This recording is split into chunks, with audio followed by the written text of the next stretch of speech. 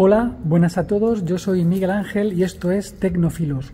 Hoy os traigo un cuchillo de JV que acaba de salir, que es el JV Nesmuk XS del diseñador José Sabater. Hablar del Nesmuk XS es hablar de la historia de un Félix Rodríguez de la Fuente del siglo XIX, como fue George Washington Shears. No confundir con George Washington, el primer presidente de la República de los Estados Unidos, cuyo rostro está esculpido en el Monumento Nacional Monte Rushmore, en Dakota del Sur, conmemorando los 150 primeros años de la historia reciente de la República de los Estados Unidos. De izquierda a derecha tenemos representado el rostro de George Washington, luego el de Thomas Jefferson, luego está el de Theodore Roosevelt y por último el de Abraham Lincoln. George Washington Shears nace en 1821 en el estado de Massachusetts y muere en el 1890 en el estado de Pensilvania. Pasó la mayor parte de su vida en estos dos estados y exploró la zona de la costa este de los Estados Unidos. Por lo tanto, no fue ningún conquistador del lejano oeste. Fue el mayor de los 10 hijos de un zapatero de aquella época. En aquellos tiempos la industria del algodón empezaba a florecer y con 8 años su padre lo mandó a trabajar a un molino de algodón. A los 12 años empezó a trabajar en la industria pesquera y con 16 años se embarcó en un barco ballenero por el Océano Atlántico a cazar ballenas. A los 19 años volvió, estuvo 3 años cazando ballenas y en esta época fue cuando debió conocer a un indio de la tribu de los Narragansett llamado Nesmuk, que le enseñó las costumbres y las artes tradicionales y cómo cazar, cómo pescar y cómo hacer acampada, cómo hacer fuego. Se le conocen innumerables trabajos, es una persona muy inteligente, es un lector apasionado, le encanta Shakespeare, le encanta leer a Shakespeare, le encanta recitar Shakespeare. Se hace aventurero y se dedica a relatar y a contar de forma escrita los viajes y las aventuras que va realizando. En 1848 se traslada desde Massachusetts definitivamente a Pensilvania con su familia, donde vuelve a retomar el oficio de zapatero que tenía su padre, pero a su vez sigue con las aventuras por los ríos. Las relata, las cuenta, las escribe y las vende a revistas que se van publicando en artículos, en columnas de las revistas y así va ganando dinero. En 1857 se casa y tiene 3 hijos y luego ya con la edad de 59 años le diagnostican de tuberculosis pulmonar causada por una micobacteria, que no es exactamente una bacteria, es una micobacteria que tiene un diagnóstico muy difícil y un crecimiento pues muy lento. Probablemente llevaría ya meses incubándola y dándole clínica, dándole tos. En 1882 creo recordar que fue Robert Koch el que por primera vez con la tinción de Koch descubrió que el origen de la tuberculosis era una micobacteria. El bicho le fue mermando físicamente, era un hombre pues de una estatura cercana al 1,60 m y no llegaría a pesar los 50 kilos de peso.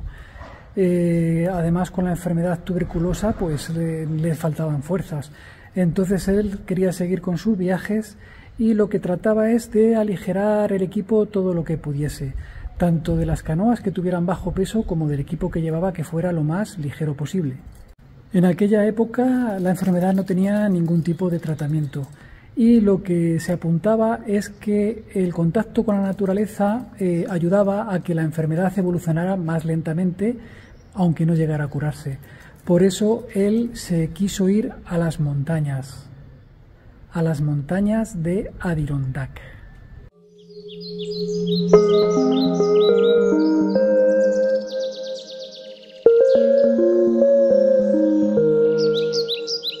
Y fue aquí donde en 1880, 1881 y 1883 realiza unos viajes en canoa que relata en artículos que escribe para la revista Forest and Streams, Forest de bosque y Stream de corriente, una revista que está dedicada a la caza, a la pesca y a las actividades al aire libre, muy famosa en aquella época.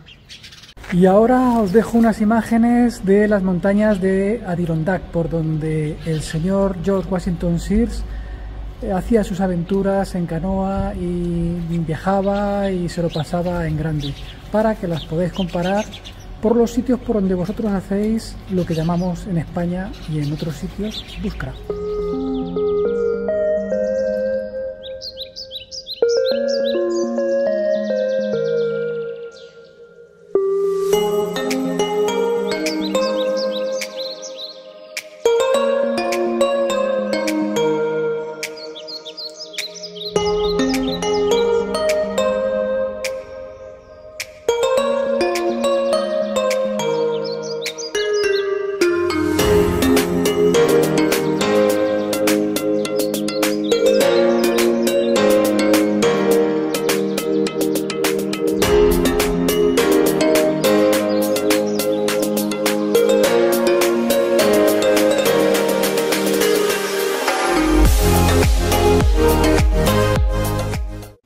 Con este cambio de plano nos introducimos en lo que será mi revisión del cuchillo Nessmuk XS de JV, mientras os termino de contar la historia de nuestro pequeño y gran aventurero.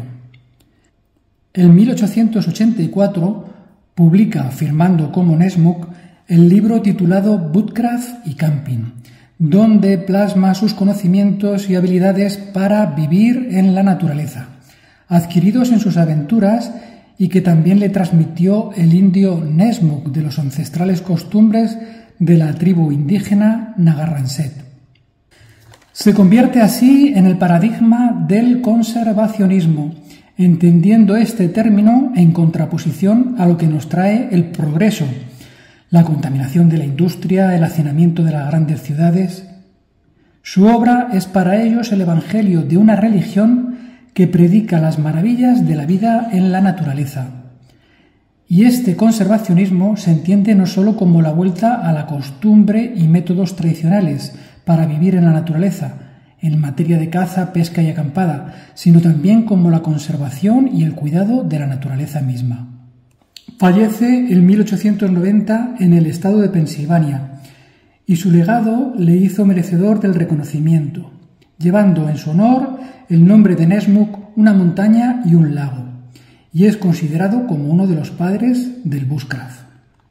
En un grabado de la famosa trilogía propuesta por Nessmuk para la práctica del woodcraft aparece el diseño del cuchillo. Nessmuk lo utiliza sobre todo para la caza en sus viajes.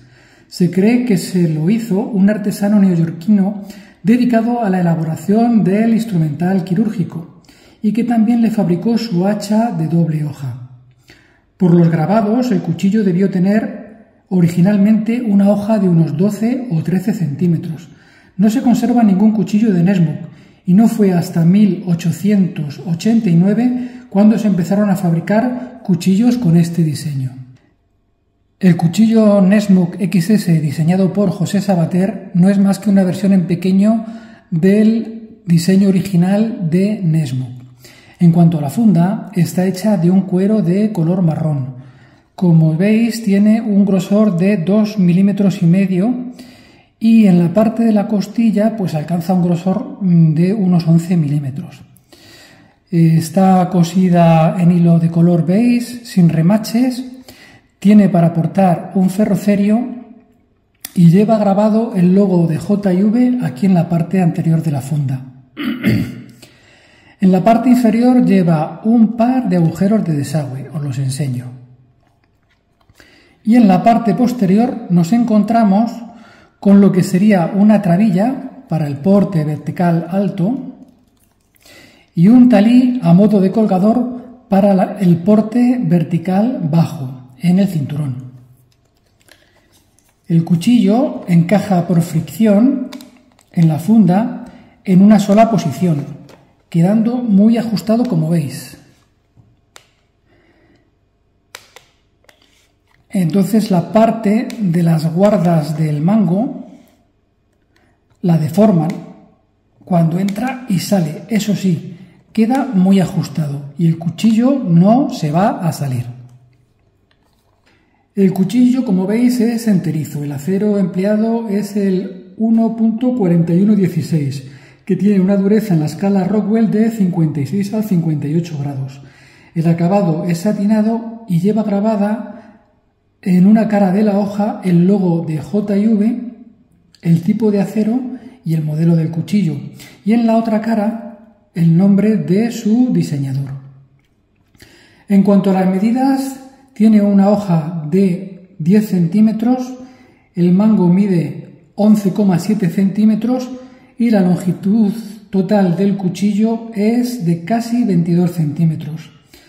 La hoja tiene un grosor de 3,7 milímetros y el ancho de pala varía desde los 3,1 centímetros que tiene en la zona más baja de la hoja a los 3,5 centímetros que tiene en la parte alta donde tiene la joroba.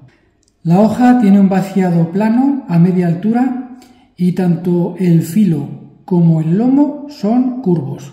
La joroba del lomo hace recordar la forma de un pato o la forma de un Boeing 747. El mango es de cocobolo natural pulido, que es una madera que tiene una densidad de 990 a 1250 kilogramos por metro cúbico y que se clasifica dentro de la categoría de madera muy dura.